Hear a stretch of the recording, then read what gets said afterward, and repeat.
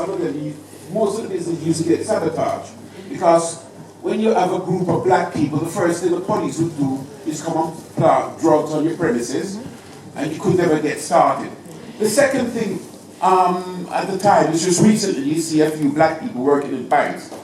But I remember in the 60s, we never had the facilities to go to a bank manager and borrow money for a business. He'd say, like, what kind of business you want? I said, I want to open a Caribbean restaurant, or I want to import Caribbean food, or I want to import yam and sweet potato. And they'd laugh at you because the people, the institution at that time didn't really understand our business. But there was plenty of small black business, especially when we used to run the partner system. During the Macmillan government, they couldn't understand how we got off our feet. After 6 months, we could afford to buy our houses, or pay the part. It was through the partner system. And this is one of the things I'd love to see to come back to our community. Now, it hurts me so much to see other minority, other nationalities selling our products, selling our wares, yes, and yet those same people don't even employ one of our own people. So I've become sort of racist in a sense where certain business I do not go into at all. I won't name nationalities, yeah? And this is why we didn't have a start. Every time you want to have a start, you get sabotaged by the institution, i.e. the bankers. They put money in the banks. And if you want to, I don't know if it's changed because it's a long time I haven't done business, but I guess it's more or less the same. And if you're going to do business that, after the time, let's have a look at the computer. Oh, sorry, the computer hasn't got no records of this type of business. Yeah? And they still class you as an ethnic minority. Yeah, and after the time, they joke with you. Now, it's up to you. No, just a minute. I think any progressive black person now, yeah, shouldn't concentrate in even opening business in Europe anymore.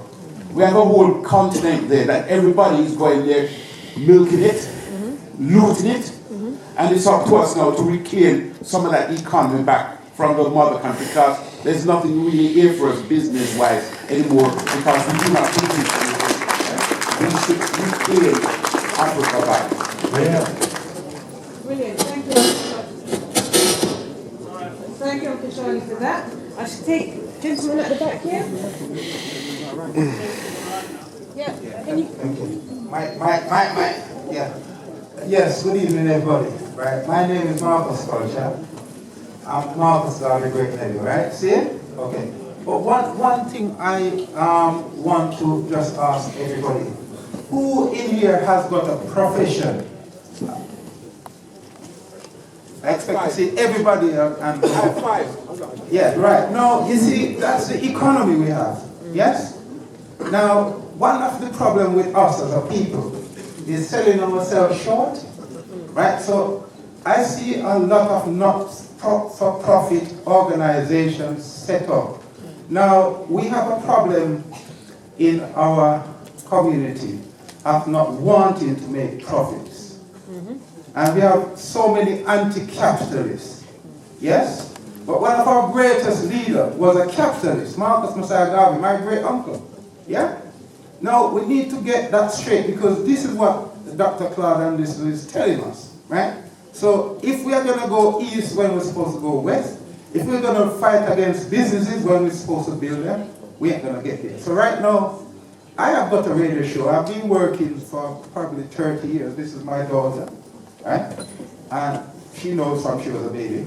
So right now, we need to just calculate our worth, our value. With all of our skills we have, just calculate 20 or 30,000 pounds, right? Each of us in here, right? And that is the size of our economy, yes? Now, we need to find out where is the accountants. Where are the accountants in here? Our bookkeepers. One? Only one? No, this is where we're failing. Because that is key thing. But I don't know. That is the key thing. We need financial knowledge and skills Let me address to make that. that work. Let me address that. We can do anything we want to and we don't have to do it within the system that's been set up to keep us in the system. Yeah? You don't have to be an accountant to know accounts. Because I know that the era that Uncle Charlie's talking about, when the first generation came over in the 40s, 30s, some of them couldn't read neither write, but managed to buy 6, 7 houses in 10 years. So what does that mean? The same partner that Uncle Charlie's talking about. Did you know that partner is now illegal, and if you're found out doing it, you will get done for money laundering and spend a minimum of 3 years in prison? Did you know this? No. Right, you better know. And the reason why this is because they understand what we need to do to get us out of that system. Right? So what they do is they marginalize us in every way they can. So I understand where you're coming from, Mr. Garvey's nephew, and it's right, we do need this, but we need to do it collectively, right? Because, like they said, if you have one hand or one finger, you can't juke somebody in the eye, right? One hand can't box them. But if you put the fists together and you thump them, knock out. Do you understand what I'm saying? So if we put everything together as one, it's harder to deal with. We always have these leaders that come up, and the leaders come up and they put their head above the precipice and then boom, get cut off the head, then the rest of the body dies. We all need to be leaders, and we all need to take responsibility for our own economic involvement.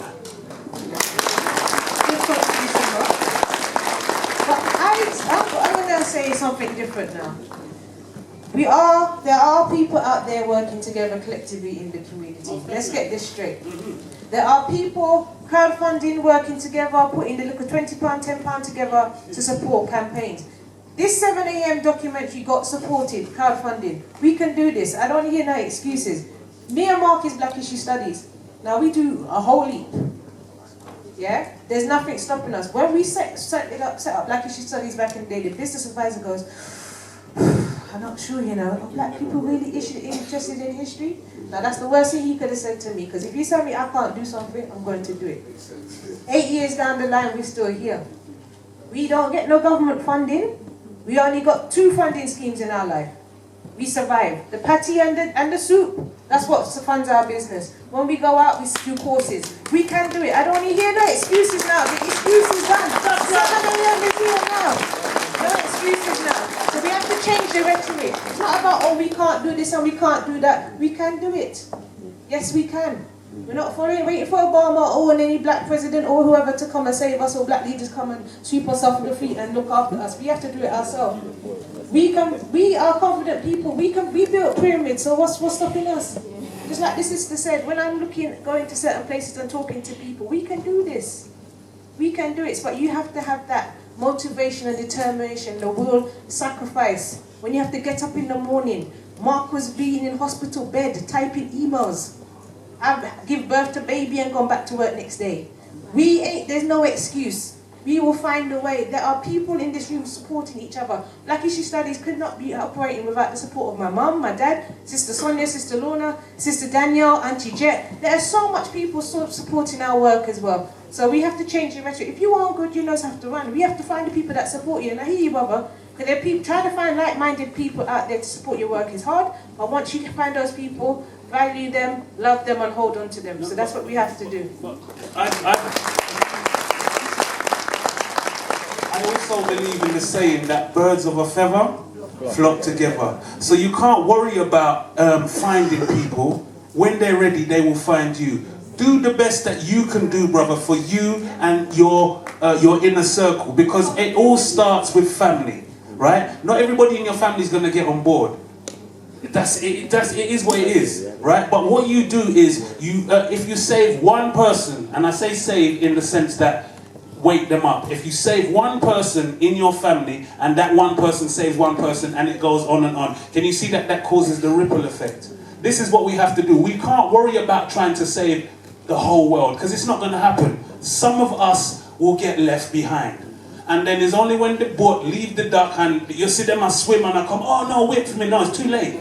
Right? We cannot say we didn't tell you. But at the end of the day, you've got to do what you've got to do to save yourself first. Because if you're not operating, how are you going to save anybody else? How are you gonna save anybody else? Does that make sense? So you have to make sure so your foot them firm on the ground first, and anybody that's around you that's even interested in trying to get to what you're doing, you give them the time. But we can't go out there and we can only open doors. It's for you to step through it, right? I hear people so much excuses. Oh, can't you do this thing in South London? You're always doing it in North London. South London's too fast. Excuse me. We have students coming from Birmingham. Shut up, sit down. I don't want to hear no more excuses. Every week for 30 weeks. Every week for 30 weeks. This sister came from Brighton to do the course, and then she came back and done the advanced course as well, from Brighton.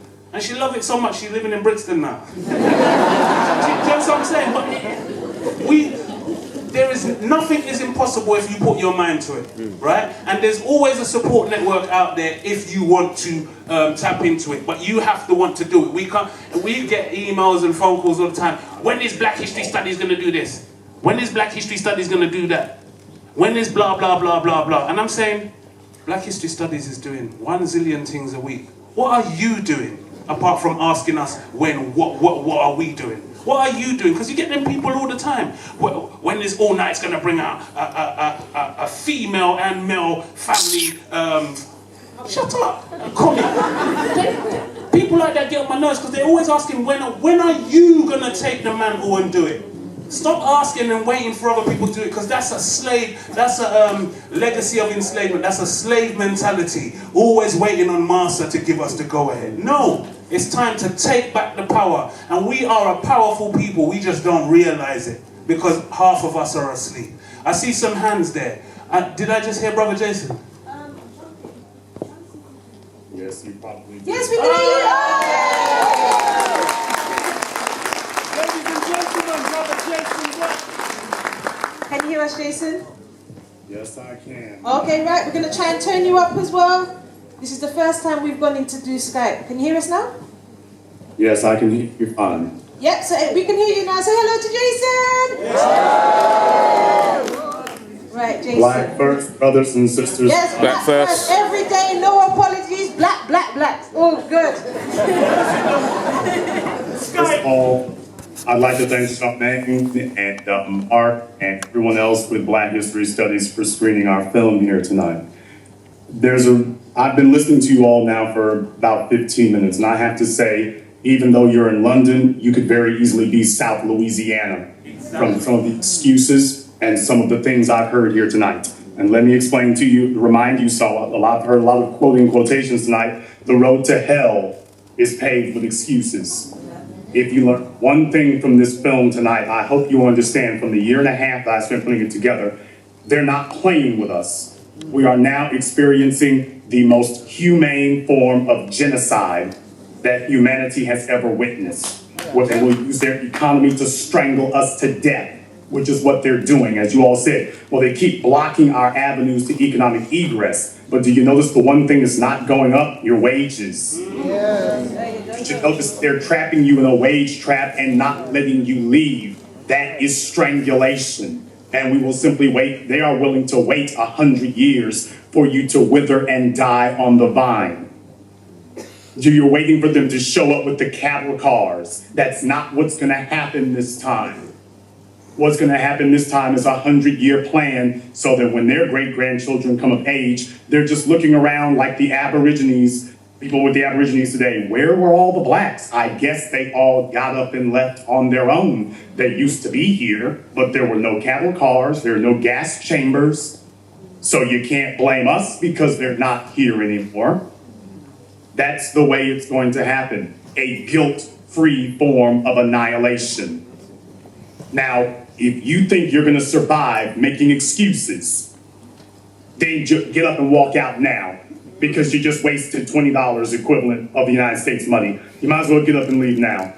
You have got a room full of hundreds, literally hundreds of people that you can work with and network with right now. Now, if you get in a room full of hundreds of people, if you get dropped off in a room full of hundreds of black people, specifically for the purposes of building an economy, and you can't do it, you no longer deserve to survive. That's the bottom line. You don't deserve to continue this. Now, if you still have excuses, and if you can't find at least 3 other serious people in that room, then black folk need to be removed from London. You're not serving any purpose. We're being removed. Being removed. Now, you don't have a choice in this, is the last part. It's not like this is optional. In the 21st century, the haves are annihilating the have-nots. Now, if you don't really believe that, get up and leave.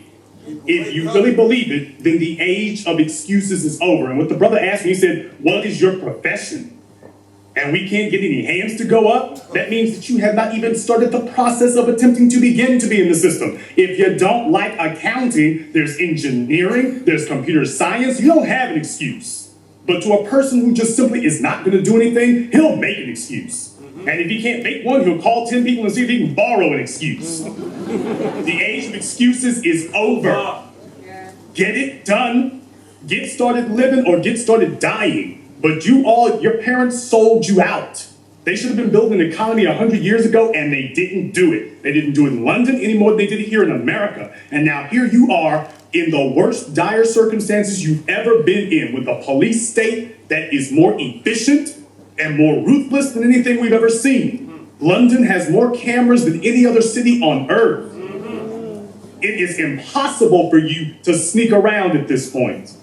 So if you can't come together to save your own lives, if you're not willing to do for your children what was not done for you, if you still got excuses in 2015 after what you just witnessed, and understand the situation in London is no different than it is in America.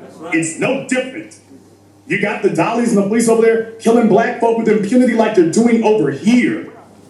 Plain and simple. If this isn't enough for you, the game is over in London. And whichever ones of you got some sense in that room, get the hell up and leave the country. It's done. Word. Thank you, Jason. We're going to open to the floor. Anybody got any questions for Brother Jason? I see one hand's gone up at the back here. One moment. I'll follow you right now. Some PP clock. I think it starts with culture.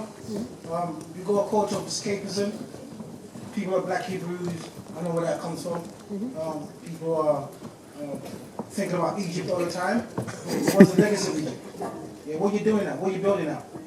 What are your pyramids now? So I think culture is everything. So we've got to start changing the way we think, the way we raise our kids. Enough. Like I go on the bus and little kids like singing dirty lyrics and that. Like it's all we do. So it starts from culture. And every culture that's doing well is based in business, like the Jewish culture, the Asian culture. And we've got to fix up, man. Black people should stop being happy all the time.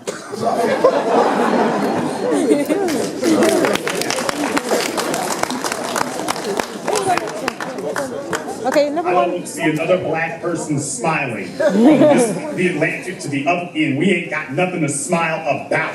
What the hell are you laughing about? They could walk in here and kill every single one of you right now and tell me, where is your black television station to report it? If they march in there and arrest every single one of you and march you off, is the BBC going to report it tonight? Oh, hell no. Tell them. Who's going to even tell them you're gone?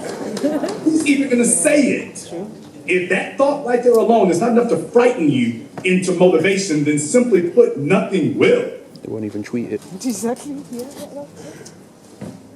Hi, brothers and sisters. My name is Phil. I will speak to certain people where I work or where I Sorry, stand like this, brother. Oh, thank you. Yeah. I think today is a learning experience for everybody here. We are the chosen people.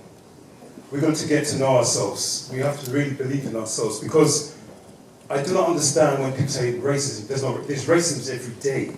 History is every day. You know, religion can't teach us that. We have to teach ourselves. We have to understand that we are people.